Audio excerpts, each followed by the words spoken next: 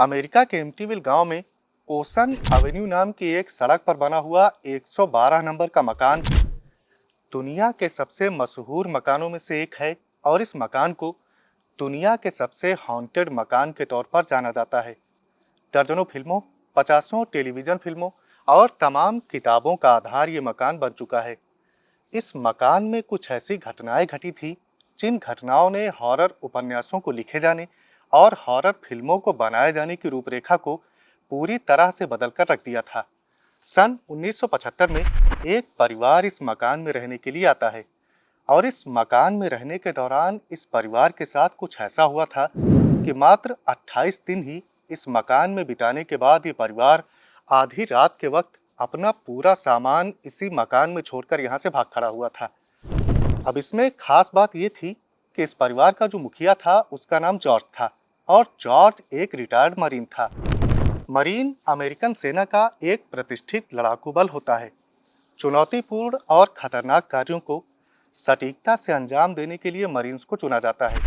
Marine के तौर पर काम करते हुए जॉर्ज वियतनाम के खूंखार युद्ध में भी शामिल रहा था।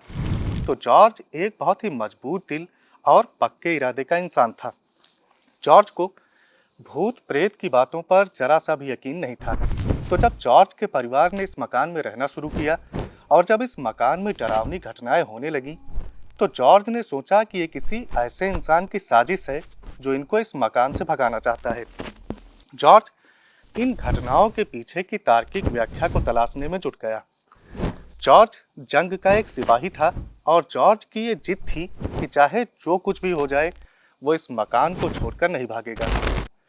लेकिन जैसे जैसे दिन बीते तो जॉर्ज को ये पक्का यकीन हो गया कि इस मकान में जो कुछ भी हो रहा है वो किसी इंसान की साजिश नहीं है बल्कि वाकई में शैतानी ताकतों की करतूत है।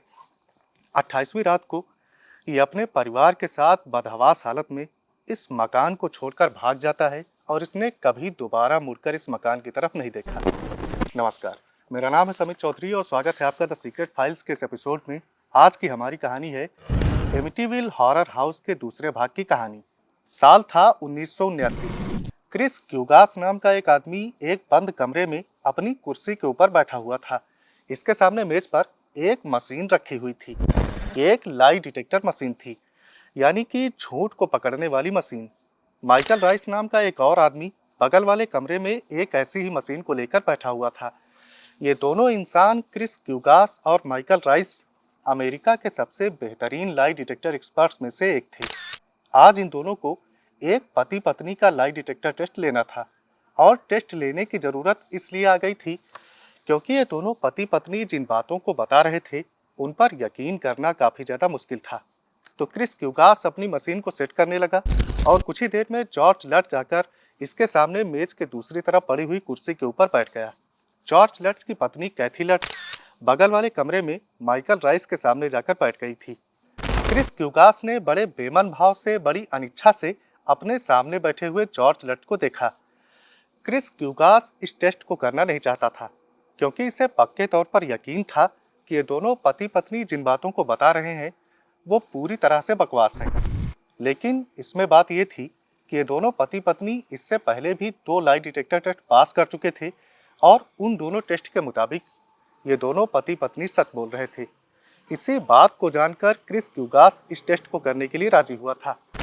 तो क्रिस ने जॉर्ज के शरीर पर उपकरण सेट किए और इसने टेस्ट लेना शुरू किया।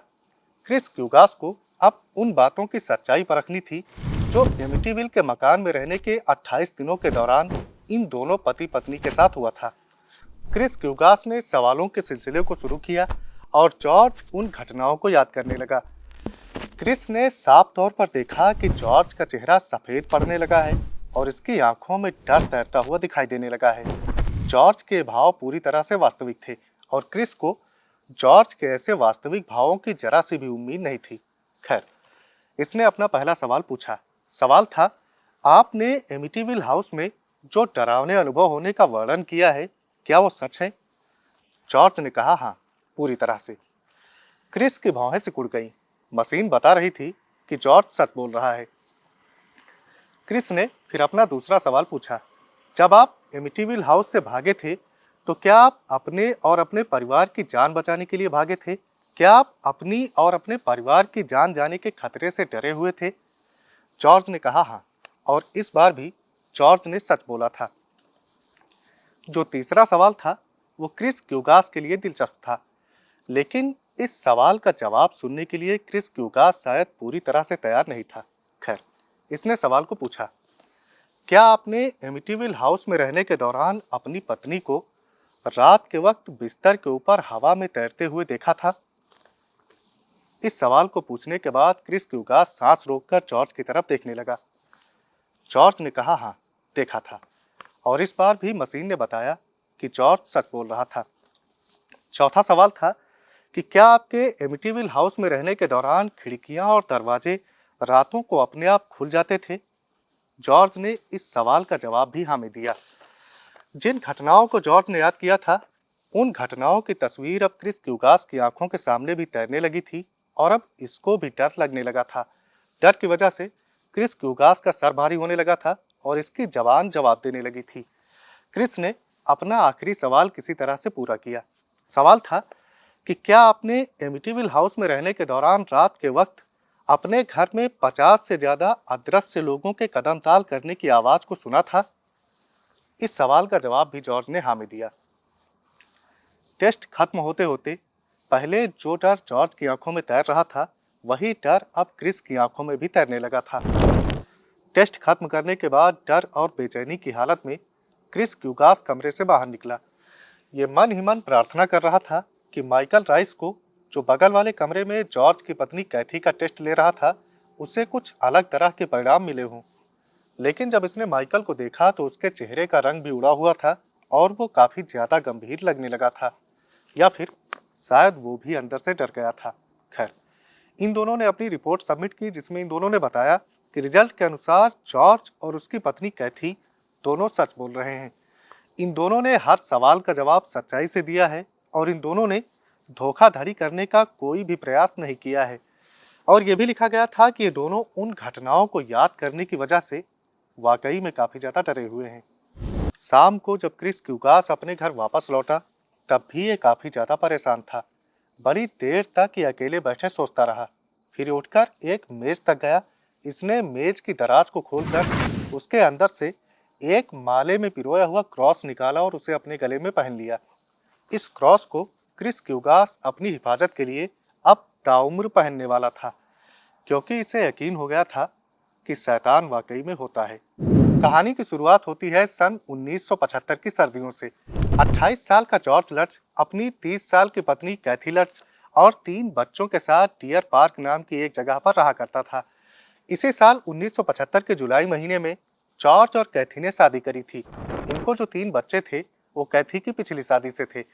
इनके बच्चों में 9 साल का बेटा डैनियल था, 7 साल का क्रिस्टोफर था और 5 साल की एक बेटी मेलिसा थी। मेलिसा को घर में मिसी नाम से बुलाया जाता था। मरीन के सर्विस से रिटायर होने के बाद जॉर्ज ने एक लैंड सर्वेइंग कंपनी खोल ली थी और ये उसी को चलाया करता था। जमीन की पक्के तौर पर नाप करना, जमीन के लेवल की नाप करना, बाउंड्री के एंगल वगैरह का डाटा देना इस कंपनी का काम था। शादी से पहले जॉर्ज और कैथी के पास अपने खुद के मकान थे, लेकिन वो दोनों मकान अब इनके परिवार के लिहाज से छोटे पड़ने लगे थे। इसी वजह से ये दोनों एक बड़ा सा मकान लेकर अपनी जिंदगी की नई शुरुआत करना चाह रहे थे। ये दोनों नए मकान की तलाश कर भी रहे थे। ये दोनों $50,000 की रेंज में नया मकान ढूंढ रहे थे और नए मकान को लेकर इनकी कुछ शर्तें थी। पहली शर्त इनकी ये थी कि मकान नदी के किनारे होना चाहिए, क्योंकि जॉर्ज के पास एक बोट थी और ये उस बोट का इस्तेमाल करना चाहता था। दूसरी शर्त इनकी ये थी कि मकान इस लायक होना चाहिए कि जॉर्ज उसमें अपना एक ऑफिस भी बना सके। लेकिन कई महीने बीत गए थे और अभी तक ऐसा कोई मकान इनको नहीं मिला था। फिर नवंबर महीने में जॉर्ज ने कॉकलिन रियल्टी ऑफिस में फ़ोन किया। यहाँ पर जॉर्ज की बात एडिथ इवांस नाम की एक ब्रोकर से हुई। एडिथ ने बताया कि इसके पास एक बिल्कुल ऐसा ही मकान अवेलेबल है, लेकिन यह जो मकान था ये $80,000 की रेंज में था। खैर, जॉर्ज ने कहा कि वो बाकी पैसे लोन लेकर मैनेज कर लेगा और मकान देखने की तारीख तय हो गई। एडिथ ने बताया कि इस मकान में एक बड़ा सा ड्राइंग रूम है, 6 बेडरूम है, डाइनिंग रूम है, पोर्च है, 4 बाथरूम है, फिनिश्ड बेसमेंट है, 2 कार गैराज हैं, हीटेड स्विमिंग पूल है और एक बड़ा सा बोट हाउस भी इस मकान में मौजूद है। ये सब कुछ मात्र $80,000 में ही इनको मिल रहा था। तो जब जॉर्ज और कैथी को पता चला कि मकान इतना बड़ा है और इसकी कीमत इतनी कम है, तब फिर इन दोनों ने सोचा कि ये मकान जरूर बिल्कुल जर्जर हालत में होना चाहिए। लेकिन जब ये दोनों लोग इस मकान को देखने पहुंचे, तो इस मकान को देखकर इनकी आंखें फटी की फटी रह गईं। एमिटीविल नदी के किनारे पर बना हुआ ये मकान बिल्कुल उम्दा हालत में नजर आ रहा था। 112 ओशन एवेन्यू पर बने हुए इस मकान के सामने एक बोर्ड टंगा था, जिसके ऊपर हाई होप्स यानी बुलंद उम्मीदें लिखा हुआ था। जॉर्ज और कैथी घूम घूम कर इस मकान को देखने लगे। कैथी इस मकान को देखकर काफी ज्यादा खुश थी। तो जब ये दोनों लोग इस मकान को देख चुके, तो ब्रोकर ने बड़े ही गंभीर लहजे में कहा कि एक बात है जिसे वो इन दोनों लोगों को बताना चाहती है। ब्रोकर ने कहा कि ये मकान डेफो परिवार का मकान है। आपने सुना होगा कि 22 साल के रोनाल्ड डेफो ने अपने माता पिता, 2 भाइयों और 2 बहनों का नींद में कत्ल कर दिया था। तो जॉर्ज और कैथी ने कहा, नहीं, हमें तो इसके बारे में कोई भी जानकारी नहीं है। तो ब्रोकर को ये बात सुनकर काफी ज्यादा हैरानी हुई। उसने कहा कि सारा देश इस घटना के बारे में जानता है। सारे देश की मीडिया में इस घटना के बारे में काफी ज्यादा छप चुका है। इतनी दर्दनाक, डरावनी और इतनी अजीबोगरीब घटना शायद ही पहले कभी हुई हो। लेकिन कैथी को इस मकान के इतिहास से कोई भी मतलब नहीं था। ये घर उसे काफी ज्यादा पसंद आ गया था और ये घर बिल्कुल वैसा ही था जैसा घर वो चाहती थी। तो क्या आप इसे खरीदना चाहते हैं? ब्रोकर ने इन दोनों लोगों से पूछा। कैथी ने घर की तरफ देखा। वो मुस्कुराई और उसने कहा, हाँ जरूर। घर की कागजी कार्यवाही पूरी होने में 1 हफ्ते का समय लगने वाला था। तो नवंबर के बाकी बचे हुए महीने में और दिसंबर के शुरुआती हफ्तों में ये लोग अपने नए मकान में जो छोटे मोटे बदलाव करने वाले थे, उनका प्लान बनाते रहे। ये तय कर लिया गया था कि नए मकान में तीसरे माले पर जो 2 बेडरूम हैं, उनमें से एक बेडरूम को दोनों बच्चों का बेडरूम बना दिया जाएगा और बाकी बचे हुए कमरे को बच्चों के खेलने का कमरा बना दिया जाएगा। दूसरे माले पर कुल 4 बेडरूम थे। इनमें जो मास्टर बेडरूम था, उसे जॉर्ज और कैथी अपना बेडरूम बनाने वाले थे। मास्टर बेडरूम से सटे हुए कमरे को ड्रेसिंग रूम बना दिया जाएगा। हॉलवे के दूसरी तरफ वाले कमरे को मिस्सी का बेडरूम बना दिया जाएगा और मिस्सी के बेडरूम से सटे हुए कमरे को सिलाई का कमरा बना दिया जाएगा। ये सब कुछ पहले से ही तय कर लिया गया था। 18 दिसंबर की तारीख को डच परिवार अपने नए मकान में रहने के लिए आ जाता है। अब यहाँ आने के बाद इनको घर की साफ सफाई करनी थी और अपने पुराने घर से सामान को लेकर यहाँ पर आना था। जल्द ही क्रिसमस का त्यौहार आने वाला था और क्रिसमस के त्यौहार की तैयारी भी इन लोगों को करनी थी।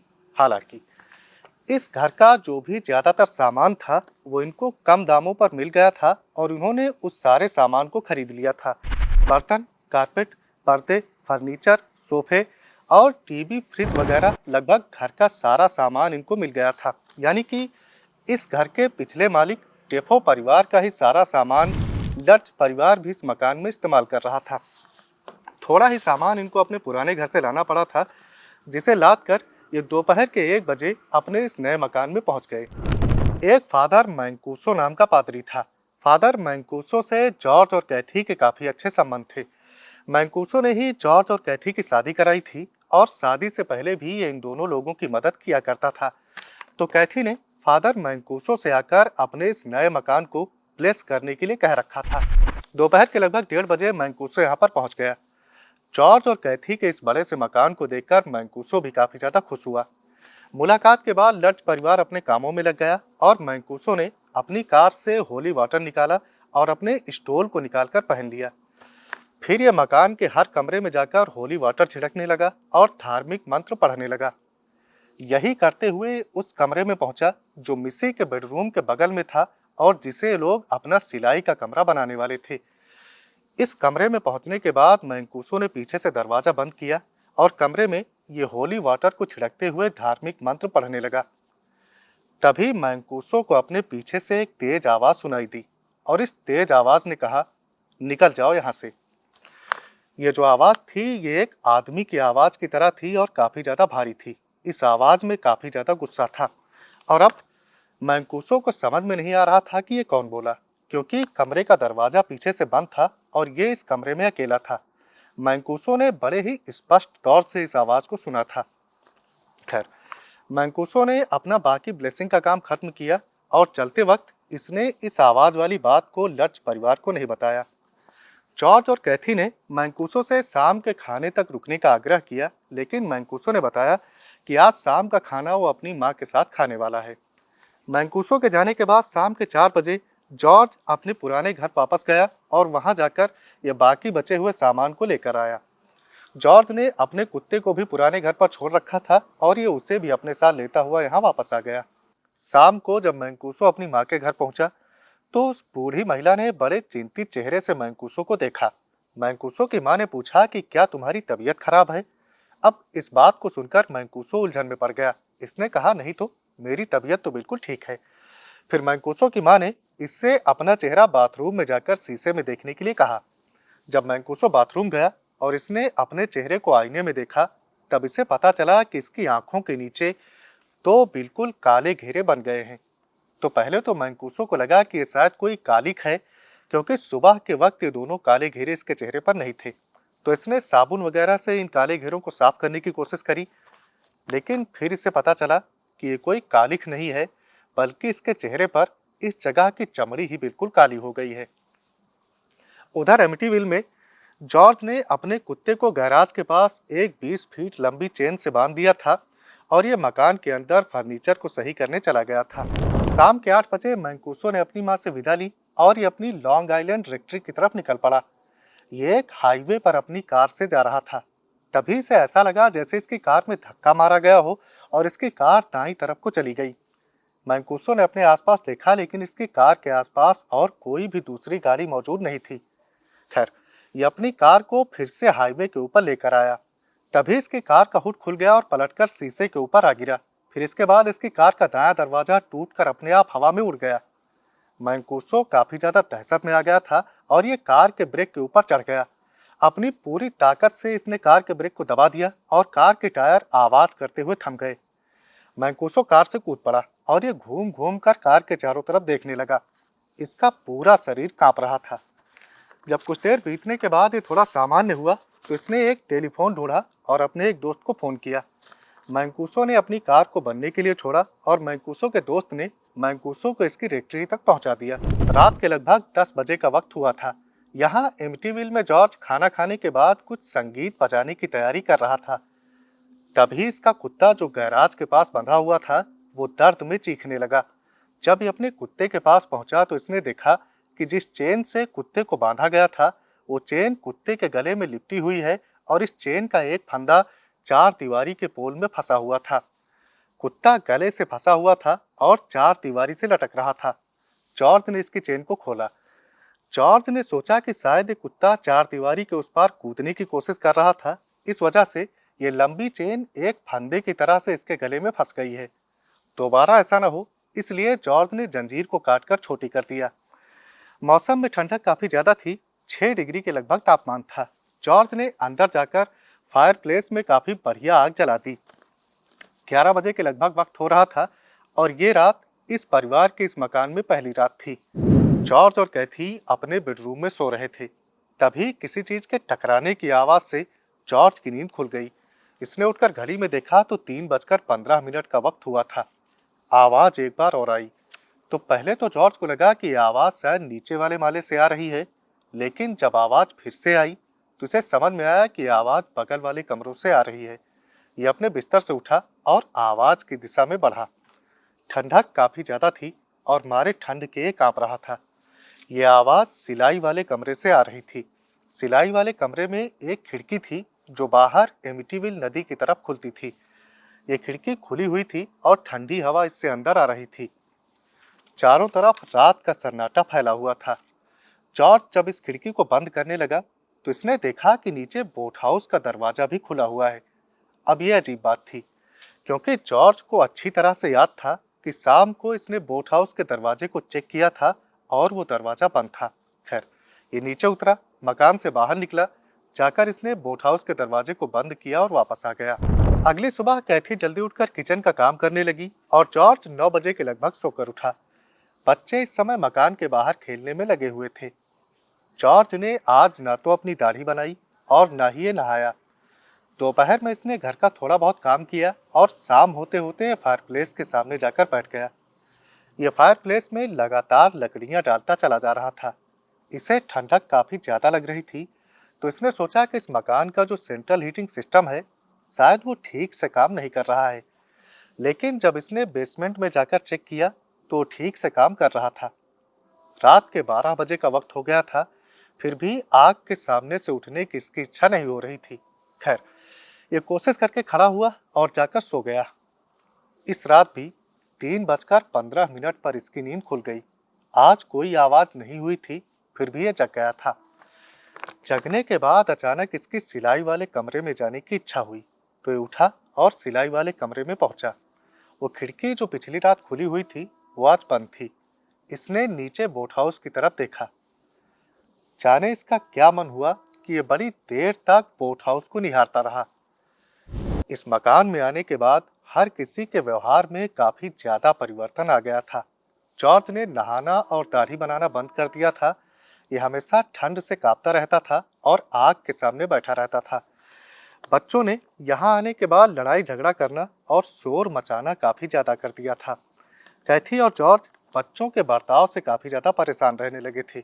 इसके ऊपर कैथी को जॉर्ज का बर्ताव भी काफी ज्यादा परेशान कर रहा था। तीसरी रात भी जॉर्ज सुबह के 3:15 पर जग गया। चौथे दिन कैथी का गुस्सा फट पड़ा। जॉर्ज भी बच्चों के बर्ताव से काफी ज्यादा गुस्से में था और जॉर्ज तथा कैथी ने मिलकर बच्चों की काफी ज्यादा पिटाई करी। 22 दिसंबर की तारीख थी और मौसम में ठंडक काफी ज्यादा थी। समुद्री हवाएं पूरी रफ्तार से बह रही थीं और टेलीविजन पर मौसम विभाग के लोग इस साल का क्रिसमस बर्फीला होने का दावा कर रहे थे। इस मकान में आने के बाद जॉर्ज ने दाढ़ी बनाना और नहाना तो बंद ही कर दिया था। साथ ही साथ इस मकान में आने के बाद ये एक भी दिन अपने ऑफिस नहीं गया था। ये पूरा दिन बस फायरप्लेस के सामने बैठा रहता था और लकड़ियां लगातार इसमें डालता रहता था। कैथी को पता था कि क्रिसमस का त्यौहार आने वाला है और इसे यह भी मालूम था कि क्रिसमस का तमाम सामान लाना है, तमाम गिफ्ट लाने हैं। लेकिन कैथी का भी मन इस मकान से बाहर जाने का नहीं हो रहा था। इस रात भी 3:15 पर जॉर्ज जग गया। जब ये जगा तो नीचे वाले फ्लोर पर, ग्राउंड फ्लोर पर जाने की इसकी इच्छा हुई। जब ये वहां पहुंचा तो इसने देखा कि मकान का जो मेन गेट है वो खुला पड़ा है। अब ये जो दरवाजा था ये लगभग 1.5 क्विंटल वजन था। इसके बाकी कब्जे उखड़ गए थे और ये मात्र एक कब्जे के सहारे लटक रहा था। सुबह जब कैथी नीचे उतरी तो उसे मकान में काफी ज्यादा ठंडक जान पड़ी। उसने देखा कि जॉर्ज इस दरवाजे को इसके फ्रेम में जाम करने की कोशिश कर रहा है। यह जो दरवाजा था इसका लॉक तिरछा होकर उखड़ गया था और इसमें अजीब बात यह थी कि इस दरवाजे को देखकर ऐसा लग रहा था जैसे इस दरवाजे को अंदर की तरफ से तोड़ा गया हो, क्योंकि इसके कब्जे उसी तरह से उखड़े हुए थे और इसका लॉक भी उसी तरह से मुड़ा हुआ था। ऐसा लग रहा था जैसे कोई चीज मकान के अंदर से इस दरवाजे को तोड़ते हुए बाहर गई हो। कैथी ने जॉर्ज को यहीं पर दरवाजे को जाम करते हुए छोड़ा और ये ऊपर मिसी के कमरे में गई। मिसी बिस्तर में पेट के बल लेटी हुई थी और सो रही थी। फिर इसके बाद कैथी ऊपर के फ्लोर में दोनों लड़कों को देखने के लिए गई। ये दोनों लड़के भी सो रहे थे और ये दोनों लड़के भी पेट के बल ही लेटे हुए थे। तीनों बच्चे पेट के बल लेटे हुए थे। ये बात कैथी को काफी ज्यादा अजीब लगी। ये नीचे आई, इसने जॉर्ज को बताया कि जाने क्यों तीनों बच्चे पेट के बल लेटे हुए सो रहे हैं। एमिटीविल को ठंडक ने पूरी तरह से अपने आगोश में ले रखा था। बाहर आसमान में बादल छाए हुए थे और सर्द हवा बह रही थी। रेडियो पर जल्द ही बर्फ गिरने की भविष्यवाणी की जा रही थी और क्रिसमस के बर्फीला होने का दावा अभी भी किया जा रहा था। कुछ ही देर के बाद जॉर्ज ने दरवाजे को जाम करना छोड़ दिया और जाकर फायरप्लेस के सामने बैठ गया। ठंड इसकी हड्डियों तक घुसी जा रही थी और इसे समझ में नहीं आ रहा था कि आखिर बच्चों और कैथी को तो इतनी ज्यादा ठंडक नहीं लग रही है, फिर अकेले इसे ही इतनी ज्यादा ठंडक क्यों महसूस हो रही है। दोपहर के लगभग दरवाजे को ठीक करने वाला इंसान आ गया। ये जो इंसान इस दरवाजे को ठीक करने आया था, इसने बड़ी देर तक बड़े गौर से इस दरवाजे को देखा। दरवाजे का मुआयना करते हुए इसके चेहरे पर काफी ज्यादा उलझन के भाव थे। मुआयना करने के बाद इसने एक बहुत ही अजीब नजर जॉर्ज के ऊपर डाली, लेकिन यह इंसान भी बता नहीं पाया कि दरवाजे का ऐसा हाल आखिर कैसे हुआ। खैर, इसने अपना काम शुरू किया और बड़ी खामोशी के साथ इसने अपने काम को पूरा किया। जब ये चलने लगा तो इसने बताया कि इससे पहले भी इस मकान में ताला ठीक करने के लिए आ चुका है। इस मकान के जो पिछले मालिक थे, डेफो फैमिली, उन्होंने अपने बोट हाउस का ताला ठीक कराने के लिए इस इंसान को बुलाया था। बोट हाउस के दरवाजे का ताला रातों के वक्त जाने कैसे अपने आप खुल जाया करता था, और दिन के वक्त अगर कोई इंसान इस बोट हाउस के अंदर मौजूद हो और वो ताले को अंदर से बंद कर ले तो ताला जाम हो जाता था और अंदर वाला इंसान बोट हाउस के अंदर ही फंस जाता था। दोपहर के लगभग ठंडक कम पड़ गई थी। जॉर्ज आज भी अपने ऑफिस नहीं गया था और ये पूरा दिन बस फायरप्लेस के सामने बैठा रहा था। इसके दोनों बेटे सबसे ऊपर के फ्लोर पर खेल रहे थे और खेलते हुए काफी ज्यादा शोर कर रहे थे। कैथी घर की सफाई करने में लगी हुई थी। घर की सफाई करते हुए जब ये अपनी बेटी मिसी के कमरे में गई तो इसने देखा कि इसकी बेटी मिसी एक झूलने वाली कुर्सी के ऊपर बैठी हुई है और खिड़की से बाहर बोट हाउस की तरफ एकटक नजर से देख रही है। ये कुर्सी पर धीरे धीरे झूल रही थी और कुछ गुनगुना रही थी। कैथी मिसी से बात करने ही जा रही थी, तभी मकान का टेलीफोन बज उठा। अपने बेडरूम में जाकर कैथी ने एक्सटेंशन पर टेलीफोन को उठाया। सामने से कैथी को एक जानी पहचानी आवाज सुनाई पड़ी। ये कैथी की माँ की आवाज थी, जिन्होंने बताने के लिए फोन किया था कि वो अगले दिन यानी क्रिसमस की पूर्व संध्या पर कैथी के घर आ रही हैं। कैथी की माँ ने बताया कि कैथी का भाई जिमी कैथी के लिए क्रिसमस ट्री लेता आएगा। इस बात को सुनकर कैथी का बोझ काफी ज्यादा कम पड़ गया। अब इसे क्रिसमस ट्री लाने के लिए नहीं जाना पड़ेगा। क्रिसमस के बाद कैथी के भाई जिमी की शादी थी और जिमी की शादी में भी इन लोगों को शामिल होना था। बात करते हुए कैथी ने देखा कि मिसी गुनगुनाते हुए अपने कमरे से बाहर निकली और ये बगल में बने हुए सिलाई के कमरे में चली गई। ये कुछ देर तक सिलाई के कमरे में रही, फिर वापस निकलकर ये अपने बेडरूम के अंदर चली गई। फोन रखने के बाद कैथी मिसी से बात करने के लिए गई। मिसी ने जैसे ही कैथी को आते हुए सुना, इसने खुद एक बहुत ही अजीब सा सवाल पूछा। मिसी ने पूछा कि क्या फरिश्ते बात करते हैं? अब कैथी इसका कोई भी जवाब दे पाती उससे पहले ही ऊपर के फ्लोर पर एक बहुत तेज आवाज सुनाई पड़ी। जब कैथी वहां पर भागकर पहुंची तो इसने देखा कि इसके दोनों बेटे फर्श के ऊपर एक दूसरे से गुत्थम गुत्था हुए पड़े हैं और एक दूसरे को हाथों तथा लातों से मार रहे हैं। कैथी ने इन दोनों को अलग किया और ये दोनों लड़के एक दूसरे को नफरत भरी निगाहों से देखते रहे। ये पहली बार था जब इन दोनों लड़कों ने आपस में लड़ाई करी थी। कैथी ने इन दोनों को एक एक चाटा मारा और लड़ाई करने की वजह पूछी, लेकिन दोनों लड़कों में से कोई भी कुछ बोला नहीं, बस ये जलती हुई निगाहों से एक दूसरे को घूरते रहे। यहाँ से नीचे आने के बाद कैथी सिलाई के कमरे में गई। सिलाई के कमरे में एक अलमारी थी जिसके अंदर कुछ कपड़े रखे हुए थे।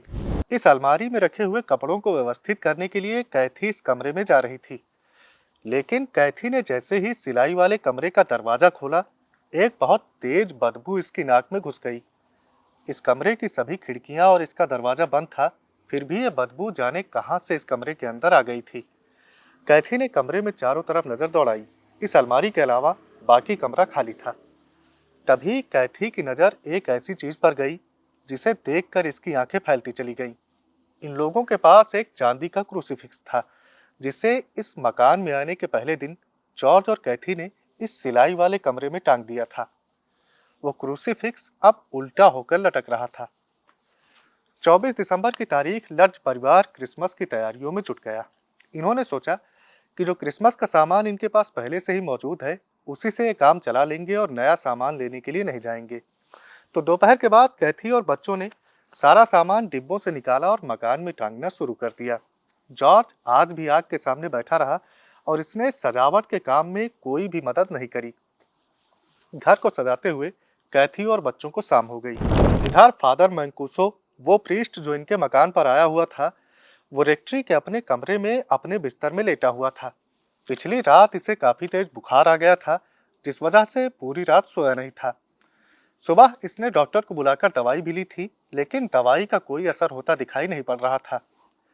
जब से जॉर्ज और कैथी के मकान से होकर आया था, तब से रह रहकर उस कमरे का ख्याल इसके दिमाग में आता रहा था जिस कमरे में इसने उस आवाज को सुना था। और जब से इसे बुखार आया था, तब से तो मानो उस कमरे का ख्याल इसके दिमाग से जाने का नाम ही नहीं ले रहा था। उस कमरे को याद करते हुए बस एक ही शब्द इसके दिमाग में कौंध रहा था और वो शब्द था शैतान। शाम के वक्त अपने बिस्तर से उठा और इसने जॉर्ज और कैथी को उस कमरे के बारे में आगाह करने के लिए उनके घर पर फोन मिला दिया। जब फोन की घंटी बजी तो कैथी रसोई का काम कर रही थी। जॉर्ज बड़े बेमन तरीके से खड़ा हुआ और इसने जाकर फोन को उठाया। कुछ देर जॉर्ज और मैंकूसो की ऐसे ही आपस में बात हुई। मैंकूसो ने अपने बुखार के बारे में बताया और जॉर्ज ने घर में चल रही क्रिसमस की तैयारियों के बारे में मैंकूसो को बताया। जॉर्ज ने बताया कि कैथी का भाई इनके लिए क्रिसमस का ट्री लेकर आने वाला है, लेकिन मैंकूसो ने जॉर्ज की बात को बीच में ही काट दिया। मैंकूसो ने कहा, कुछ बेहद जरूरी है जो मैं तुमको बताना चाहता हूँ। तुम्हारे घर में जो दूसरे माले पर कमरा है, जिसकी खिड़की नदी की तरफ खुलती है और जिसकी खिड़की से बोट हाउस दिखाई पड़ता है। जॉर्ज ने बताया, हाँ, वो हमारा सिलाई का कमरा है। मैंकूसो ने जॉर्ज से कहा कि बड़े गौर से मेरी बात को सुनो। तुम, कैथी या फिर बच्चे, किसी भी कीमत पर उस कमरे के अंदर मत जाना। उस कमरे से तुम लोगों को हर हाल में दूरी बनाकर रखनी होगी। तो इस बात को सुनकर जॉर्ज को काफी ज्यादा अजीब लगा। इसने वजह पूछी। इसने पूछा कि फादर, आखिर उस कमरे में ऐसा क्या है। मैंकूसो को जवाब दे पाता उससे पहले ही फोन में एक बहुत तेज करकराहट की आवाज हुई और इन दोनों ने रिसीवर अपने कान से दूर कर लिए। जब इन दोनों ने रिसीवर को दोबारा लगाया तो इन दोनों को एक दूसरे की आवाज आना बंद हो गई थी। सिर्फ फोन की लाइन चलने की आवाज सुनाई पड़ रही थी। कुछ देर इन्होंने कोशिश करी, उसके बाद फोन को रख दिया। फोन रखने के बाद मैंकूसो ने दोबारा जॉर्ज के पास फोन किया। घंटी गई, लेकिन जॉर्ज की तरफ से फोन नहीं उठा। मैंकूसो ने फोन को फिर मिलाया। लगभग 10 बार इसने फोन को मिलाया। हर बार घंटी जाती रही, लेकिन जॉर्ज की तरफ से फोन को नहीं उठाया गया।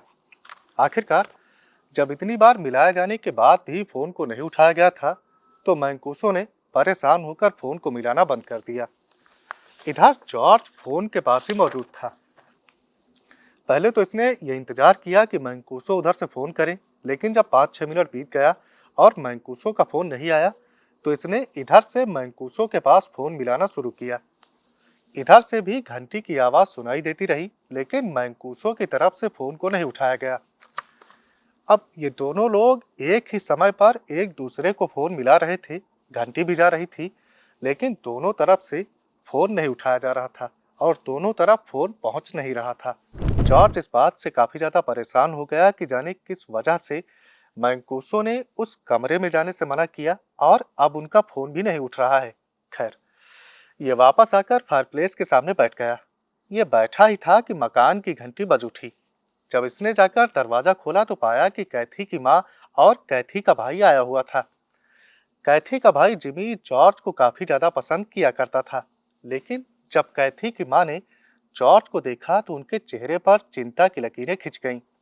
जिमी एक क्रिसमस ट्री को उठाए हुए था और इसने भी जब जॉर्ज को देखा तो जॉर्ज का हुलिया इसको भी काफी ज्यादा अजीब लगा, क्योंकि जॉर्ज पिछले एक हफ्ते से ना तो नहाया था और ना ही इसने अपनी दाढ़ी बनाई थी। ये दोनों लोग जब मकान के अंदर आए और मकान के फायरप्लेस में जब इन्होंने एक बहुत बड़ी आग को जलते हुए देखा, तो ये बात भी इनको काफी ज्यादा अजीब लगी। जॉर्ज ने सफाई देते हुए कहा कि इस साल ठंडक उसे कुछ ज्यादा ही परेशान कर रही है। रात के लगभग 10 बजे का वक्त हुआ था। जिमी बच्चों के साथ क्रिसमस ट्री को सजा रहा था। जॉर्ज फायरप्लेस के सामने बैठा हुआ था। कैथी और कैथी की माँ रसोई में थे। कैथी अपनी माँ से जॉर्ज के इस बदले हुए व्यवहार के बारे में बता रही थी। जिमी एक कुर्सी के ऊपर खड़ा होकर क्रिसमस ट्री को सजा रहा था। तभी से एक हवा के ठंडे झोंके का अनुभव हुआ, तो इसने जॉर्ज से कहा कि शायद मकान की कोई खिड़की खुली हुई है, लेकिन जॉर्ज ने कहा कि उसने हर खिड़की को बंद किया था। तभी जॉर्ज की इच्छा सिलाई वाले कमरे में जाकर सिलाई वाले कमरे की खिड़की को चेक करने की हुई। तो ये वहां पहुंचा और इसने पाया कि सिलाई वाले कमरे की खिड़की वाकई में खुली हुई थी। इसने खिड़की को बंद किया और नीचे आया। नीचे आकर इसने बच्चों से उस खिड़की को खोलने के बारे में पूछा, लेकिन किसी भी बच्चे ने उस खिड़की को नहीं खोला था। ये बच्चों से पूछ ही रहा था कि मकान के बाहर एक बहुत तेज आवाज सुनाई पड़ी और इनका कुत्ता जोर जोर से भौंकने लगा। जॉर्ज मकान से बाहर निकला और इसने आवाज की दिशा में देखा। इसने पाया कि बोट हाउस का दरवाजा खुल गया था और हवा के झोंकों के साथ इधर उधर झूल रहा था। 25 दिसंबर की रात भी जॉर्ज 3:15 पर जग गया। बाहर पूरा चांद निकला हुआ था और चांद की रोशनी खिड़की से अंदर आ रही थी। कैथी सो रही थी। अचानक जॉर्ज की इच्छा जाकर बोट हाउस का दरवाजा चेक करने की हुई, तो ये बिस्तर से उतरा और मकान से बाहर निकला। मकान से बाहर निकलने के बाद ये बोट हाउस तक गया और इसने बोट हाउस के दरवाजे को चेक किया। बोट हाउस का दरवाजा बंद था। फिर ये वापस मुड़ा और स्विमिंग पूल के किनारे से होकर घर की तरफ वापस जाने लगा। चांद की रोशनी काफी ज्यादा थी और सब कुछ साफ साफ दिखाई पड़ रहा था। जब इसने घर की तरफ देखा तो इसे कुछ ऐसा दिखाई पड़ा कि इसका दिल एक बार बहुत तेज धम से हुआ और फिर खामोश होकर बैठता चला गया। जॉर्ज ने देखा कि मकान के दूसरे माले पर जो मिसी का बेडरूम था, तो मिसी अपने बेडरूम की खिड़की पर खड़ी हुई थी और वो लगातार जॉर्ज को ही घूर रही थी। लेकिन फिर इसके बाद जॉर्ज ने जो कुछ देखा, उसे देखकर इसकी सांस थम गई और डर के मारे बर्फ की तरह से जम गया। जॉर्ज ने देखा कि मिसी के ठीक पीछे कोई इंसानी आकृति खड़ी है और ये जो इंसानी आकृति मिसी के पीछे खड़ी हुई थी, इसका शरीर एक मोटे इंसान की तरह से था, लेकिन इसका सर एक सुअर की तरह से था। इंसानी शरीर पर सुअर का सर रखे हुए ये कोई शैतानी जीव था, जिसकी लाल चमकदार आंखें थी और ये शैतानी जीव भी अपनी लाल चमकदार आंखों से जॉर्ज को लगातार घूर रहा था। इस डरावने जीव को देखकर जॉर्ज चीख पड़ा और जब ये चीखा तब इसे कुछ होश आया। ये पागलों की तरह से भागते हुए अपनी बेटी मिसी के बेडरूम में जाकर पहुंचा। जब ये वहां पहुंचा तो इसने देखा कि मिसी अपने बिस्तर पर पेट के बल लेटी हुई है और सो रही है। 25 दिसंबर की तारीख थी। पूरे अमेरिका में आज क्रिसमस का त्योहार मनाया जा रहा था। हालांकि अभी तक बर्फ नहीं गिरी थी, फिर भी मौसम में ठंडक काफी ज्यादा थी। बच्चे आज मकान के अंदर ही खेल रहे थे। सुबह के 9 बजे का वक्त हुआ था। जॉर्ज और कैथी किचन में बैठे हुए कॉफी पी रहे थे और इस मकान में घटने वाली घटनाओं के बारे में बात कर रहे थे। इनको ये समझ में नहीं आ रहा था कि इस मकान में आने के बाद इन्होंने जिन घटनाओं का अनुभव किया है, वो वाकई में सच हैं या फिर इनका वहम है। अब जॉर्ज इन सब बातों में यकीन नहीं करता था और इसका पक्के तौर पर मानना था कि हर किसी अजीब घटना के पीछे कोई ना कोई तार्किक वजह जरूर होती है। लेकिन पिछली रात इसने जो कुछ देखा था, उसके पीछे क्या तार्किक वजह हो सकती है, इस बात को जॉर्ज समझ नहीं पा रहा था। जॉर्ज ने कैथी से बताया कि मैंकूसो ने फोन किया था और सिलाई वाले कमरे में जाने से मना किया था। बाद में फिर उनका फोन भी नहीं उठा। तो कुछ देर के बाद कैथी ने खुद मैंकूसो को फोन लगाया। घंटी गई लेकिन मैंकूसो का फोन नहीं उठा। जॉर्ज यहाँ आने के बाद काफी ज्यादा लकड़ियां जला रहा था और अब इनकी लकड़ियां भी खत्म होने वाली थी। साथ ही साथ घर का जो खाने पीने का सामान था वो भी खत्म होने वाला था। तो आखिरकार कैथी ने ही जाकर लकड़ियां और सामान लाने की जिम्मेदारी उठाई। शाम को जॉर्ज और कैथी ने बच्चों से सिलाई वाले कमरे में जाने से मना कर दिया। अब जब बच्चों को उस कमरे में जाने से मना किया गया तो बच्चों की उत्सुकता जाग उठी। शायद उस कमरे में खिलौने होंगे, छोटे क्रिस्टोफर ने कहा। लेकिन मिसी ने कहा कि मुझे पता है कि हम लोगों को उस कमरे में जाने से क्यों मना किया गया है। उस कमरे में चोटी रहता है। तो डैनी ने पूछा कि ये चोटी कौन है। इस पर मिसी ने बताया कि चोटी मिसी का दोस्त है और चोटी एक पिग यानी कि सुअर है। शाम के लगभग 8 बजे का वक्त हुआ था। मकान की खिड़कियों पर किसी बहुत ही छोटी चीज के गिरने की आवाज आने लगी। हालांकि बाहर अंधेरा था, फिर भी ये देखा जा सकता था कि ये जो छोटी चीज मकान की खिड़कियों के ऊपर गिर रही थी, ये बर्फ के टुकड़े थे और आखिरकार एमिटीविल में बर्फ गिरने लगी थी।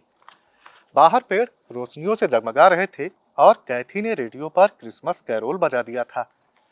शाम के लगभग 9 बजे कैथी मिसी को चेक करने के लिए मिसी के कमरे के बाहर पहुंची। तो कैथी ने पाया कि मिसी अपने कमरे के अंदर किसी से बात कर रही है।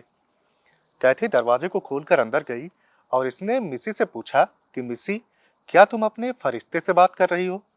तो मिसी ने बताया कि नहीं, ये तो बस चोटी है। तो कैथी ने भी पूछा कि जोटी कौन है। इस बार मिसी ने फिर से बता दिया कि जोटी मिसी का दोस्त है और जोटी एक सुअर है। चोटी को मिसी के अलावा और कोई भी इंसान देख नहीं सकता है। फिर इसके बाद कैथी जब यहाँ से निकलकर ऊपर के माले में दोनों बच्चों को चेक करने के लिए पहुंची, तो वहां पर भी उसे एक अजीब चीज दिखाई पड़ी। आमतौर पर ये दोनों लड़के रात के 10 बजे तक इनका जो खेलने का कमरा था उसमें खेला करते थे और 10 बजे के बाद ही सोने के लिए जाते थे।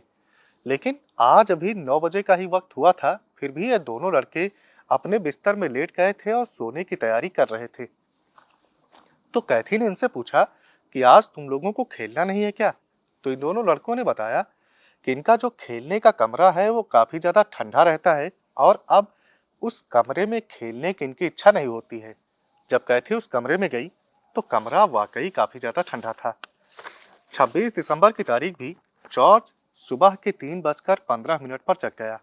आज के दिन कैथी के भाई जिमी की शादी थी, तो पूरा दिन इन्होंने शादी की तैयारियों में बिताया। शाम के लगभग 5:30 बजे जिमी इस परिवार को अपनी शादी में ले जाने के लिए आ गया। सड़क पर बर्फ गिरी थी, इस वजह से ये कुछ घंटे पहले ही इन लोगों को ले जाने के लिए आ पहुंचा था। रात के लगभग 3 बजे ये लोग शादी से अपने घर वापस लौटे। दोपहर के लगभग 1 बजे का वक्त हुआ था। कैथी बेसमेंट में कुछ सामान रखने के लिए गई हुई थी, तभी मकान की घंटी बज उठी। जब कैथी ने जाकर दरवाजा खोला तो इसने पाया कि कैथी की एक आंट, जिनका नाम थेरेसा था, वो इन लोगों से मिलने के लिए आई हुई है। थेरेसा एक दुबली पतली और छोटे कद की महिला थी। किसी समय पर थेरेसा एक नन हुआ करती थी, लेकिन फिर बाद में जाने किस वजह से उन्होंने शादी कर ली थी और अब उनके 3 बच्चे थे। थेरेसा ने बताया कि वो एमिटीविल तक बस से पहुंची थी और फिर बस स्टैंड से उन्होंने इस मकान तक का सफर पैदल चलकर तय किया था। जॉर्ज ने जाकर थेरेसा से मुलाकात करी और मुलाकात के बाद ये लोग थेरेसा को अपना मकान दिखाने लगे। मकान दिखाते हुए जब ये लोग सिलाई वाले कमरे के सामने पहुंचे तो थेरेसा ठिठक गई। थेरेसा पीछे हट गई और थेरेसा का चेहरा पीला पड़ गया। थेरेसा ने इस कमरे में जाने से मना कर दिया। फिर ये लोग जब ऊपर वाले माले पर बच्चों के खेलने वाले कमरे के सामने पहुंचे तो थेरेसा ने इस कमरे के अंदर जाने से भी मना कर दिया। फिर इसके बाद थेरेसा सीधे नीचे उतर आई। थेरेसा को आए हुए अभी आधे घंटे का ही वक्त हुआ था, फिर भी थेरेसा ने कहा कि वो अब जाना चाहती हैं। जॉर्ज और कैथी ने थेरेसा से शाम के खाने तक रुकने के लिए कहा, लेकिन थेरेसा नहीं मानी और वो चली गई। इसी दिन मोहल्ले का एक लड़का जिसका नाम बॉबी था, वो जॉर्ज और कैथी के बच्चों के साथ खेलने के लिए आता है। लेकिन ये ऊपर के माले पर नहीं गया और इस घर के मेन दरवाजे के पास ही बॉबी इन तीनों बच्चों के साथ खेलता रहा। इस मकान का जो बेसमेंट था उसमें सीढ़ियों के नीचे एक सामान रखने की जगह थी। इस सामान रखने की जगह में लकड़ी के पटरों की अलमारियां नीचे जमीन से लेकर ऊपर छत तक बनी हुई थी। इन लकड़ी की अलमारियों के पीछे प्लाईवुड के तख्तों को दीवार से सटाकर लगाया गया था। कैथी कुछ कनस्तरों में सामान को भरकर इन्हीं अलमारियों के ऊपर रख रही थी।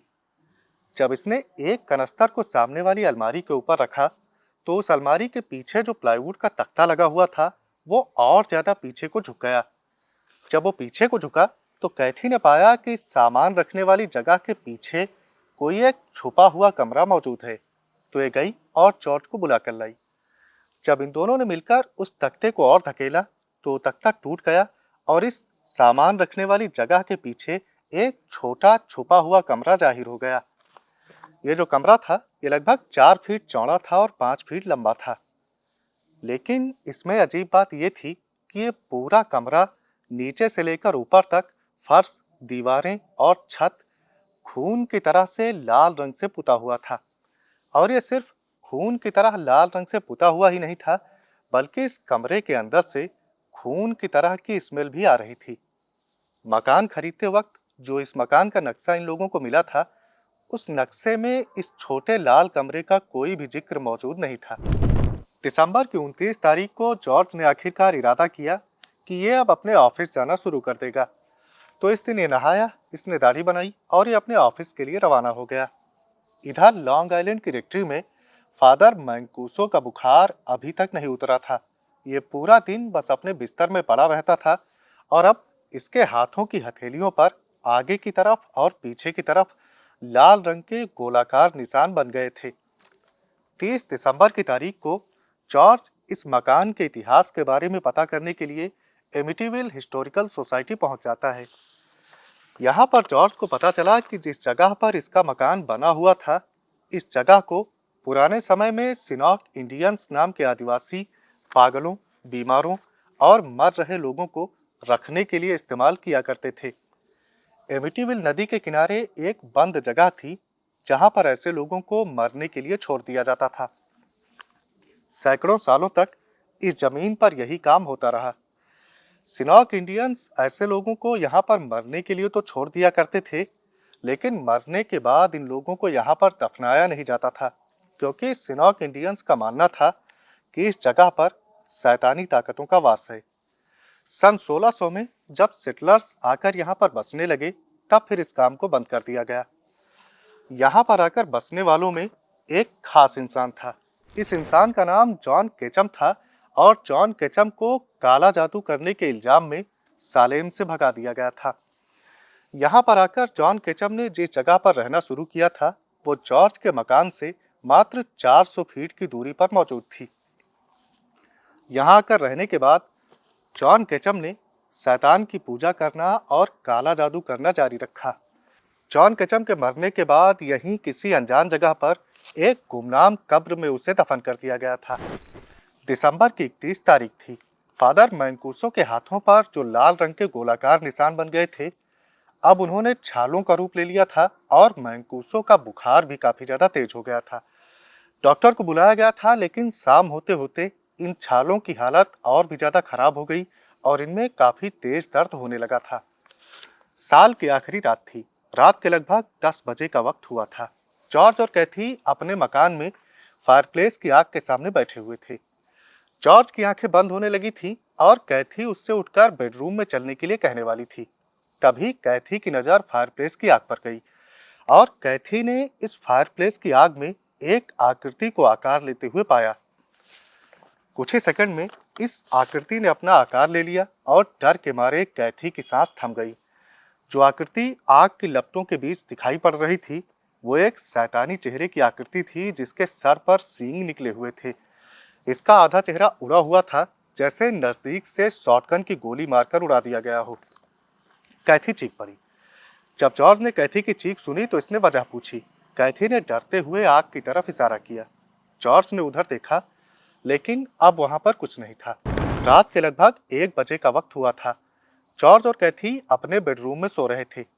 अचानक सर्द हवा के तेज झोंकों से इन दोनों की आंखें खुल गईं। जब जॉर्ज जगा तो इसने पाया कि इसके बेडरूम की सभी खिड़कियां और दरवाजा खुला हुआ था। तेज बर्फीली हवा खिड़कियों के अंदर आ रही थी और इनके कंबल उड़ गए थे। जॉर्ज जल्दी से उठा और इसने खिड़कियों को बंद करना शुरू किया। जब इसने खिड़कियां बंद कर ली, तब इसके कमरे के बाहर भी इसे हवा के झोंकों की आवाज सुनाई पड़ी। तो ये अपने कमरे से बाहर निकला और इसने पाया कि इस फ्लोर की जितनी भी खिड़कियां और दरवाजे थे, सब के सब खुले हुए थे। सिर्फ मिस्सी के कमरे का दरवाजा बंद था। जॉर्ज खिड़कियों को बंद करने लगा। कैथी भी यहाँ पर आ गई थी। कैथी इस नज़ारे को देखकर काफी ज्यादा डरी हुई थी। फिर ये दोनों गए और इन दोनों ने जाकर मिस्सी के कमरे का दरवाजा खोला। मिस्सी के कमरे के अंदर आरामदायक गर्मी थी और मिस्सी अपने बिस्तर में सो रही थी। मिस्सी के कमरे की सभी खिड़कियां बंद थीं। फिर जॉर्ज ने देखा कि मिस्सी के कमरे में जो झूलने वाली कुर्सी रखी हुई थी, वो अपने आप आगे और पीछे झूल रही थी। इस चीज को देखकर जॉर्ज और कैथी काफी ज्यादा डर गए। जब जॉर्ज इस कुर्सी की तरफ बढ़ा तो कुर्सी झूलना बंद हो गई। जॉर्ज ने मिस्सी को कंबल सहित उठाया, कैथी को थमाया और नीचे के फ्लोर में ले जाने के लिए कहा। फिर इसके बाद जॉर्ज ऊपर के फ्लोर में दोनों लड़कों को चेक करने के लिए पहुंचा। ऊपर के फ्लोर में सब कुछ ठीक था। दोनों लड़के अपने बिस्तर में सो रहे थे। जब जॉर्ज नीचे आया तो इसने अंधेरे में कैथी को मिस्सी को अपनी गोद में लिए हुए बैठे पाया। जॉर्ज ने लाइट ऑन की और आग को जलाया। पूरी रात ये दोनों लोग मिस्सी को लिए इसी तरह से बैठे रहे। कैथी डर और परेशानी के मारे रोने लगी थी। आसमान में लाली छा गई थी और सुबह का उजाला चारों तरफ फैलने लगा था। ये नए साल की पहली सुबह थी।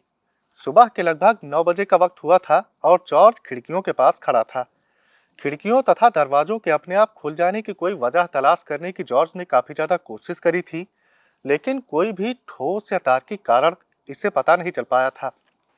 जब कोई वजह सामने नहीं आई तो जॉर्ज और कैथी ने खुद को ये कहकर दिलासा देने की कोशिश करी कि तेज समुद्री हवाओं की वजह से ऐसा हुआ होगा, लेकिन ये दोनों जानते थे कि इनका यह दिलासा बिल्कुल खोखला है। इस दिन एमिटीविल में काफी ज्यादा बर्फ गिर रही थी। शाम को जब जॉर्ज अपने ऑफिस से वापस लौटा तो इसने देखा कि मकान के सामने काफी ज्यादा बर्फ जमा हो गई है। गाड़ी को लाने और ले जाने के लिए इस बर्फ को हटाना पड़ेगा। शाम को जॉर्ज ने दूसरे माले के सभी खिड़की और दरवाजों को अच्छी तरह से चेक कर लिया था और खाना खाने के बाद ये कैथी के साथ अपने लिविंग रूम में फायरप्लेस की आग के सामने बैठा हुआ था। रात के लगभग 10 बजे का वक्त हुआ था। कैथी को अचानक एहसास हुआ कि कोई इसे घूर रहा है और कैथी की नजर अपने आप उस तरफ चली गई। उधर कैथी ने जो कुछ देखा उसे देखकर इसकी चीख निकल गई। खिड़की के बाहर दो लाल रंग की चमकदार आंखें थी जो कैथी को ही लगातार घूर रही थी। कैथी के चीखने पर जॉर्ज ने भी उधर को देखा और वो दोनों लाल चमकदार आंखें जॉर्ज को भी दिखाई पड़ गईं। उन आंखों को देखकर जॉर्ज भी अंदर तक सिहर उठा, लेकिन ये तेजी के साथ उठा और मकान से बाहर की तरफ भागा।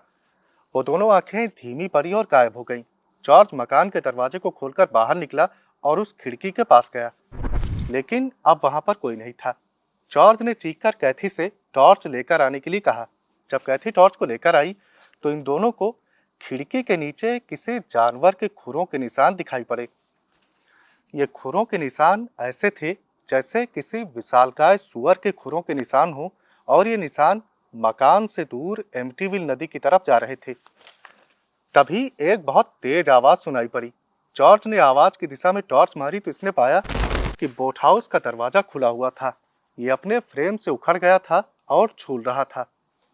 जॉर्ज भागकर गया और इसने बोट हाउस के अंदर और बाहर इसके चारों तरफ चेक किया, लेकिन जॉर्ज और कैथी के अलावा यहाँ पर और कोई भी नहीं था। बोट हाउस के दरवाजे के टूटने का दोष से समुद्री हवाओं को भी नहीं दे सकते थे, क्योंकि इस समय कोई हवा भी नहीं चल रही थी। जनवरी की 2 तारीख को जब जॉर्ज सुबह सोकर उठा तो खुरों के निशान मकान के बाहर अभी भी मौजूद थे।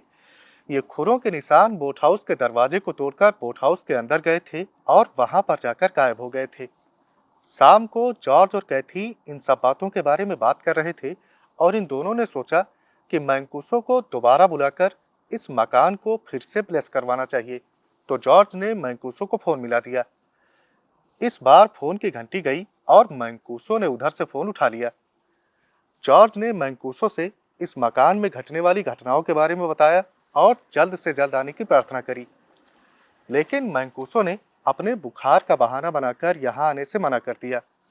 इधर जॉर्ज मैंकुसो से प्रार्थना कर रहा था और उधर मैंकुसो अपने हाथों में पड़े हुए छालों को देख रहा था। मैंकुसो को यह पक्का यकीन था कि उसके हाथों में पड़े हुए छाले उस मकान में जाने का ही नतीजा है। मैंकुसो इस मकान में आने से काफी ज्यादा डर रहा था, इसी वजह से वो अलग अलग बहाने बनाकर मना कर रहा था। जॉर्ज और कैथी को यह भी ख्याल आया कि हो सकता है कि ये किसी इंसान की साजिश हो और कोई इंसान इनको इस मकान से भगाने के लिए ये सारे काम कर रहा हो। इसलिए इन्होंने पुलिस के सार्जेंट को बोट हाउस के दरवाजा तोड़े जाने की सूचना दी और जांच करने के लिए बुलाया। सार्जेंट को भी इन्होंने इस मकान में घटने वाली सारी बातों की जानकारी दी। तो सार्जेंट ने चलते वक्त कहा कि आपको पुलिस की जरूरत नहीं है, बल्कि एक पादरी की जरूरत है। 5 जनवरी की रात जॉर्ज अपने बेडरूम में सो रहा था। रात के लगभग 1 बजे जब इसकी नींद खुली तो इसे अपने मकान में किसी चीज के नियमित अंतराल पर आती हुई धीमी आवाज सुनाई पड़ी। इसने बगल में देखा तो कैथी सो रही थी और बेडरूम का दरवाजा बंद था। जॉर्ज अपने बिस्तर पर लेटे लेटे इस आवाज को सुनता रहा। फिर इसे समझ में आया कि ये किसी मार्चिंग बैंड के ड्रम की आवाज थी जो शायद नीचे वाले फ्लोर से आ रही थी। तो अपने बिस्तर से उठा और इसने जाकर बेडरूम के दरवाजे को खोला। जब इसने दरवाजे को खोला तो इसे लोगों के कदमों की आवाज भी सुनाई देने लगी। ऐसा लग रहा था जैसे 50 के लगभग लोग हों और वो नीचे वाले फ्लोर में मार्चिंग बैंड के ड्रम की आवाज के साथ लगातार कदमताल कर रहे हों। जॉर्ज धीरे धीरे सीढ़ियों से नीचे आने लगा और ये आवाजें तेज होने लगी। जॉर्ज सीढ़ियों से उतरकर सीढ़ी के बिल्कुल आखिरी छोर पर खड़ा था और ये आवाजें इसके बिल्कुल सामने से आ रही थी, लेकिन इसे कुछ भी दिखाई नहीं पड़ रहा था। यहाँ पर अंधेरा था। तो जॉर्ज ने लाइट के स्विच को ऑन किया और जैसे ही इसने स्विच को ऑन किया ये आवाजें आना बंद हो गईं। जॉर्ज ने चेक किया तो सभी खिड़कियां और दरवाजे बंद थे। ये बड़ी देर तक यहाँ पर खड़े किसी चीज के सुनाई देने का इंतजार करता रहा। लेकिन जब इसे दोबारा कोई भी चीज सुनाई नहीं पड़ी तो ये वापस अपने बेडरूम में आ गया। जब ये बेडरूम के दरवाजे को खोलकर अंदर आया तो इसे बिस्तर पर कोई चीज दिखाई पड़ी। लाइट ऑन करने पर इसने जो कुछ देखा उसे देखकर इसका पूरा शरीर कांप उठा। जॉर्ज को लगा कि इसके पैर जवाब दे जाएंगे और ये यहीं पर गिर जाएगा। बिस्तर के लगभग 3 फीट ऊपर कैथी का शरीर हवा में तैर रहा था। कैथी के बाल नीचे लटक रहे थे और कैथी अभी भी सो रही थी। कैथी का शरीर तैरते हुए खिड़की की तरफ जा रहा था। जॉर्ज जोर से चीखा और बिस्तर के ऊपर चढ़ गया। इसने कैथी को पकड़ लिया और ये कैथी के शरीर को पकड़कर बिस्तर की तरफ खींचने लगा। कोई अदृश्य ताकत कैथी के शरीर को खिड़की की तरफ खींच रही थी और जॉर्ज कैथी को बिस्तर की तरफ खींच रहा था। कुछ देर के बाद अदृश्य ताकत ने कैथी को आजाद कर दिया और ये दोनों बिस्तर से नीचे फर्श के ऊपर गिर गए। फर्श पर गिरने की वजह से कैथी जग गई और कैथी ने जॉर्ज से पूछा कि क्या हुआ है, वो बिस्तर के नीचे क्यों है। तो जॉर्ज ने झूठ बोल दिया और इसने कहा कि तुम सपना देख रही थी और सपना देखते हुए तुम बिस्तर से नीचे गिर गई हो। सुबह के 10 बजे जॉर्ज ने मैंकूसो के पास फोन किया। जॉर्ज ने मैंकूसो को पिछली रात हुई घटना के बारे में विस्तार से बताया और जल्द से जल्द आकर मदद करने के लिए कहा। अब मैंकूसो इस मकान में आने से डर तो रहा था, लेकिन आखिरकार उसने हिम्मत बटोरी और आकर मदद करने का वादा लिया। मैंकूसो ने जैसे ही ये कहा, फोन पर आवाज आना बंद हो गई और मैंकूसो अपने गाल को पकड़कर एक तरफ को झुक गया। मैंकूसो को ऐसा लगा जैसे इसके गाल पर किसी ने एक बहुत तेज तमाचा मारा हो। इस बात से मैंकूसो ने जो हिम्मत बटोरी थी वो भी हवा हो गई और पूरा दिन मैंकूसो डर और शर्मिंदगी में डूबा रहा। शाम को मैंकूसो ने सोचा कि अगर ये खुद उस मकान नहीं जा सकता है तो क्यों न ऐसा करे कि किसी और को उस मकान में भेज दे। यही सोचकर मैंकूसो ने शाम को इरादा किया कि ये अगले दिन चर्च के चांसलर से मिलने के लिए जाएगा, उनको इस बारे में बताएगा और उनसे मदद करने के लिए कहेगा। आज की रात भी जब 1 बजे के लगभग जॉर्ज जगा तो इसे नीचे के फ्लोर से लोगों के कदम ताल करने की आवाज और मार्चिंग ड्रम की आवाज सुनाई दी। आज इसने पहले कैथी को जगाया और उसे बिस्तर में इंतजार करने के लिए कहा। फिर ये उठा और इसने जाकर धीरे से बेडरूम का दरवाजा खोला। ये धीरे धीरे सीढ़ियां नीचे उतरने लगा। आज नीचे लाइट जल रही थी क्योंकि शाम को जॉर्ज ने नीचे की लाइट बंद नहीं करी थी। जॉर्ज सीढ़ियों के आखिरी छोर पर खड़ा था और ये स्पष्ट रूप से सुन सकता था कि 50 के लगभग लोग कदमताल कर रहे हैं और मार्चिंग बैंड का ड्रम बज रहा है। लेकिन जॉर्ज को कुछ भी दिखाई नहीं पड़ रहा था। ड्राइंग रूम का जो फर्नीचर था उसे ढकेलकर दीवारों के पास पहुंचा दिया गया था और नीचे के कारपेट को रोल कर दिया गया था। 6 जनवरी की दोपहर को जब मैंकूसो चांसलर के सामने बैठा हुआ था और उसे इस मकान में घटने वाली घटनाओं की जानकारी दे रहा था, तो मैंकूसो साफ तौर पर देख सकता था कि चांसलर को उसकी बातों पर जरा सा भी यकीन नहीं हो रहा है। शाम को मैंकूसो ने जॉर्ज के पास फोन किया और चांसलर के साथ हुई अपनी मुलाकात के बारे में बताया। चांसलर ने मैंकूसो को सुझाव दिया था कि पहले मकान की साइंटिफिक जांच करा ली जाए, उसके बाद भी अगर जरूरत पड़ेगी तब फिर चर्च मदद करेगा। तो मैंकूसो ने जॉर्ज को साइकिकल रिसर्च इंस्टीट्यूट का नंबर दे दिया था। जॉर्ज ने जब इस नंबर पर बात करी तो दूसरी तरफ से बताया गया कि वो जल्द ही किसी इंसान को इस मकान की साइंटिफिक जांच करने के लिए भेज देंगे। 7 जनवरी की तारीख थी। जॉर्ज और कैथी खुद ही अपने मकान को ब्लेस करने में लगे हुए थे। जॉर्ज और कैथी ने सोचा कि अगर चर्च किसी पादरी को इनके मकान को ब्लेस करने के लिए नहीं भेज रहा है तो क्यों ना ये दोनों खुद ही अपने मकान को ब्लेस करने की कोशिश करें। तो ये दोनों हाथ में क्रूसीफिक्स को पकड़कर और होली वाटर को छिड़कते हुए मकान के हर कमरे के अंदर गए। धार्मिक मंत्रों को पढ़ना भी इस दौरान इन्होंने जारी रखा था, लेकिन इनके इस काम से कोई फायदा नहीं हुआ, बल्कि इस मकान में जो कुछ भी था वो इनके इस काम से और भी ज्यादा नाराज हो गया। शाम के वक्त तीसरे माले पर जो बच्चों के खेलने का कमरा था, तो इस कमरे की दीवारों से हरे जेल जैसी कोई चीज अपने आप बाहर आने लगी। ये हरे जेल जैसी चीज छत के पास दीवारों से रिसकर बाहर आ रही थी और नीचे फर्श के ऊपर जमा हो रही थी।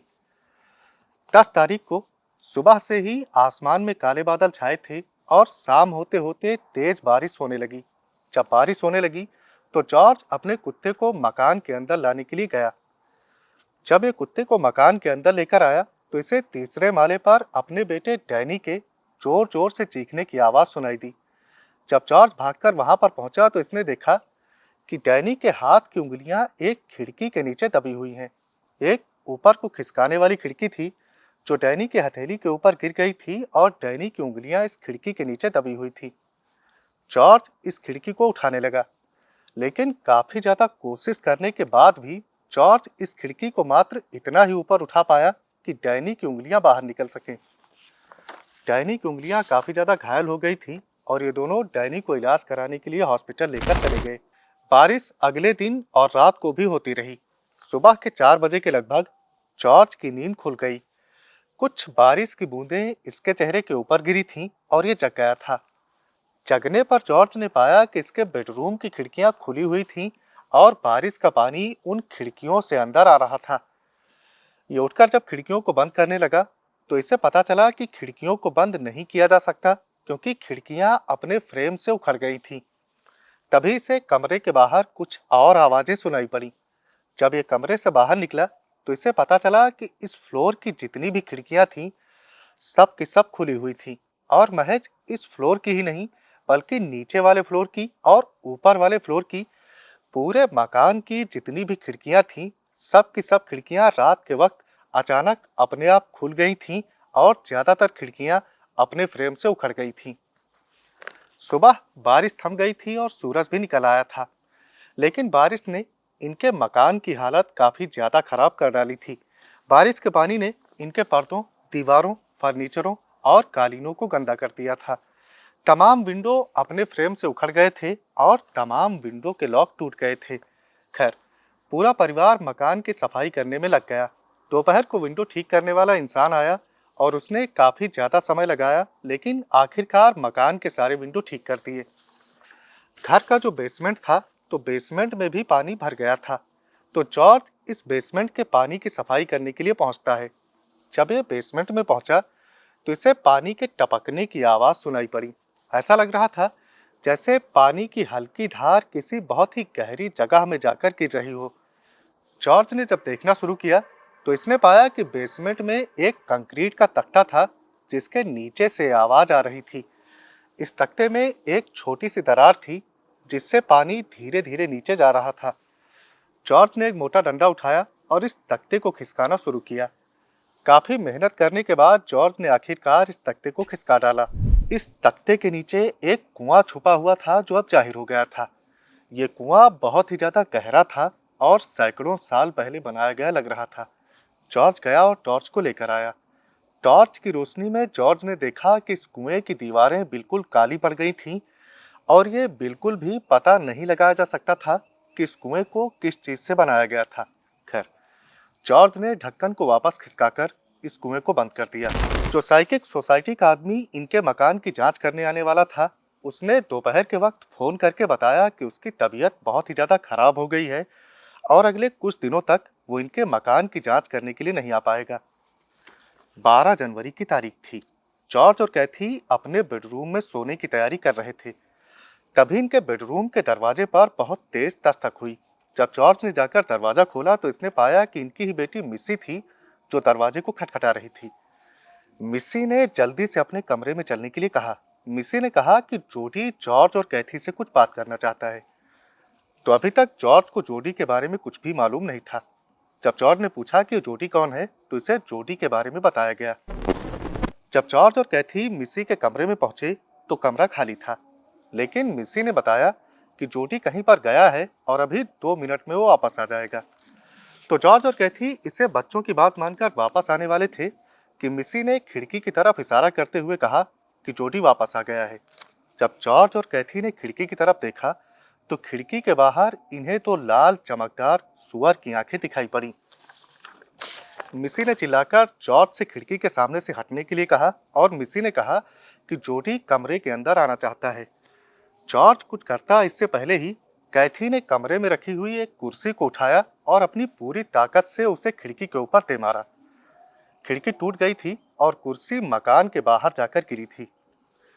जानवर की एक दर्दनाक चीख सुनाई दी और वो दोनों चमकदार आंखें गायब हो गईं। अब कैथी ने कुर्सी को फेंककर मार तो दिया था, लेकिन ये बहुत ही ज्यादा डर गई थी। डर के मारे ये चक्कर खाकर गिर पड़ी और बेहोश हो गई। जॉर्ज ने कैथी को उठाया और मिस्सी को अपने साथ अपने बेडरूम में चलने के लिए कहा। दोनों लड़के भी अब तक शोर सुनकर नीचे आ गए थे, तो जॉर्ज ने दोनों लड़कों और मिस्सी को अपने साथ अपने बेडरूम में ही लिटा लिया। कुछ देर के बाद कैथी को होश आ गया और धीरे धीरे इसकी हालत सुधरने लगी। अगले दिन जॉर्ज और कैथी ने मिस्सी से जोडी के बारे में पूछना शुरू किया। तो मिस्सी ने बताया कि जोडी एक लड़के के बारे में बताता रहता है। वो लड़का कभी इस मकान में रहा करता था, फिर उसकी तबीयत खराब हुई और वो मर गया। वो लड़का इस समय भी इस मकान में रहता है। एक बूढ़े पति पत्नी और हैं, वो दोनों भी इस मकान में रहते हैं। मिस्सी ने बताया कि जोडी चाहता है कि मिस्सी इस मकान को छोड़कर न जाए, बल्कि यहीं पर जोडी के साथ वो हमेशा रहती रहे। इन सब बातों को सुनकर कैथी का सब्र एकदम से जवाब दे गया और ये जॉर्ज से इस मकान को छोड़कर चलने के लिए कहने लगी। लेकिन जॉर्ज ने समझाने की कोशिश करी कि वो जानवर चीख कर भाग गया है, हो सकता है वो अब इनके परिवार को परेशान न करे। बड़ी देर तक जॉर्ज ने इसे समझाया और आखिरकार कैथी इस मकान में रहने के लिए मान गई। लर्च परिवार की इस मकान में आखिरी रात थी। जॉर्ज और कैथी अपने बेडरूम में सो रहे थे। तभी किसी चीज से दबने की वजह से जॉर्ज जग गया। जगने पर इसने अपने बिस्तर के ऊपर खुरों के निशानों को बनते हुए पाया। कोई खुरों वाली भारी भरकम अदृश्य चीज इसके बिस्तर के ऊपर चढ़ गई थी। जॉर्ज का शरीर इन खुरों के भारों से दबा जा रहा था और इसे बहुत तेज दर्द होने लगा था। ये चीखना चाहता था, लेकिन डर के मारे इसकी आवाज निकलना बंद हो गई थी। जॉर्ज को दो लाल चमकदार आंखें दिखाई पड़ी और किसी जानवर की बहुत तेज तेज सांसों की आवाज इसे सुनाई देने लगी। वो दोनों लाल चमकदार आंखें जॉर्ज के चेहरे के नजदीक आती गईं और उस जानवर की गर्म तेज सांसों को ये अपने चेहरे पर महसूस करने लगा। डर के मारे जॉर्ज ने कसकर अपनी आंखों को बंद कर लिया। वो सांसों की आवाज कुछ देर के बाद गायब हो गई। जब जॉर्ज ने आंखों को खोला तो लाल चमकदार आंखें भी गायब हो चुकी थीं और उन खुरों का भार इसके शरीर के ऊपर से हट गया था। जॉर्ज ने कैथी की तरफ देखा। कैथी का शरीर बिस्तर के लगभग 3 फीट ऊपर हवा में तैर रहा था। जॉर्ज ने लेटे लेटे किसी तरह कैथी के बालों को पकड़कर नीचे बिस्तर पर खींचा। कैथी के बाल पूरी तरह से सफेद हो गए थे और कैथी का चेहरा एकदम पीला पड़ गया था। कैथी के चेहरे पर तमाम झुर्रियां बन गई थीं और कैथी का चेहरा किसी 90 साल बूढ़ी औरत की तरह से लगने लगा था। कैथी अभी तक जगी नहीं थी और ये सो रही थी। इसी वक्त जॉर्ज को नीचे वाले माले से लोगों के कदमताल करने की आवाज और ड्रम की आवाज सुनाई देने लगी। जब ये नीचे वाले माले में पहुंचा तो इसने देखा कि ड्राइंग रूम की लाइट जल रही थी और ड्राइंग रूम के फर्नीचर को ढकेलकर दीवारों के पास पहुंचा दिया गया था। लोगों के कदमताल करने की आवाज और ड्रम की आवाज इसे अभी भी बहुत तेज तेज और साफ साफ सुनाई दे रही थी, लेकिन इसे अपने सामने कुछ भी दिखाई नहीं पड़ रहा था। जब ये वापस भागकर अपने बेडरूम में पहुंचा तो इसने देखा कि कैथी एक आईने के सामने खड़ी हुई है। कैथी अपने आप को आईने में घूर रही थी और वो अपनी पलकें भी नहीं झपका रही थी। जब जॉर्ज कैथी की तरफ बढ़ने लगा तो कैथी चक्कर खाकर नीचे फर्श के ऊपर गिर पड़ी। कैथी अपने आप को बहुत ही ज्यादा कमजोर महसूस कर रही थी। जॉर्ज ने कैथी को उठाकर बिस्तर के ऊपर लिटाया। इसने कैथी को लिटाया ही था कि दोनों लड़के भागते हुए इसके बेडरूम में आए और उन्होंने चीख कर कहा कि उनके कमरे में कोई डरावनी चीज मौजूद है। उस डरावनी चीज ने डैनी का हाथ पकड़ने की कोशिश करी थी, लेकिन डैनी बचकर भाग आया था। कैथी की हालत अब धीरे धीरे सुधरने लगी थी, तो जॉर्ज ने कैथी को कंबल उड़ा दिया कि बच्चे उसकी इस हालत को न देखें, और ये भागकर ऊपर के कमरे में पहुंचा। जब ये ऊपर के कमरे में पहुंचा तो इसने कमरे के बीचों बीच उसी शैतानी आकार को खड़े हुए पाया। आग की तरह से जलता हुआ इंसानी आकार, सर पर 2 सींग और आधा चेहरा उड़ा हुआ, जैसे शॉटगन की गोली को नजदीक से मारकर उड़ा दिया गया हो। ये वही आकार था जिसे कैथी ने फायरप्लेस की आग में देखा था। इस डरावने आकार ने अपना हाथ जॉर्ज की तरफ बढ़ाया। दहशत के मारे जॉर्ज हांफने लगा था और इसने अपनी पूरी ताकत से इस कमरे के दरवाजे को बंद कर दिया और दोनों लड़कों को नीचे की तरफ भागकर चलने के लिए कहा। नीचे के बेडरूम में आकर जॉर्ज ने मिसी को उठाया और एक लड़के को थमाया। उसने इन लोगों को नीचे कार में चलने के लिए कहा। फिर जॉर्ज ने कैथी को कंबल के साथ उठाया और मकान से बाहर की तरफ भागा। इसी वक्त मकान के सभी खिड़की दरवाजे अपने आप खुल गए और जोर जोर से हिलने लगे। तेज बर्फीली आंधी मकान के अंदर चलने लगी थी। दोनों लड़कों ने बहुत ही ज्यादा हिम्मत से काम लिया। ये दोनों काफी ज्यादा रो रहे थे, लेकिन ये मिसी को उठाए हुए इन सारे हालातों का सामना करते हुए आगे बढ़ते रहे। कार के नजदीक पहुंचकर ये तीनों बच्चे कार के अंदर सवार हो गए। जॉर्ज ने कैथी को सामने वाली सीट पर बिठा दिया। जॉर्ज ने चाबी घुमाई और कार स्टार्ट हो गई। ये कार को भगाने ही वाला था कि इसे कुछ याद आया। ये अपनी कार से उतरकर अपने कुत्ते हैरी की तरफ भागा।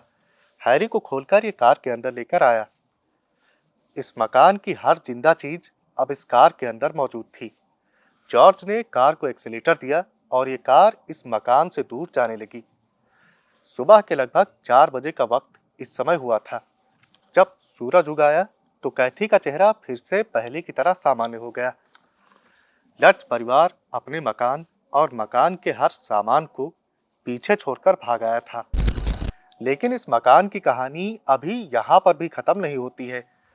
आने वाले समय में इस मकान के कुछ और बेहद अजीबोगरीब और डरावने रहस्य सामने आए। साथ ही साथ इस मकान के पिछले मालिक डेफो परिवार और लट्ज परिवार के भी कुछ बेहद अजीबोगरीब रहस्य निकलकर सामने आने वाले थे। लट्ज परिवार के इस मकान से भागने के बाद इस मकान में जांच करने वालों, डॉक्यूमेंट्रीज बनाने वालों और फिल्म बनाने वाले लोगों का आना जाना शुरू होता है। इन लोगों को भी इस मकान में तमाम डरावने अनुभव होते हैं और ये बताया जाता है कि इस मकान में जांच करने वाले लोगों ने इस मकान के अंदर एक असली भूत की तस्वीर को खींचा था। तो ये थी हमारी आज की कहानी। उम्मीद है आपको पसंद आई हो। फिर मुलाकात होगी आपसे अगले वीडियो में एमिटीविल हॉरर के आखिरी भाग के साथ।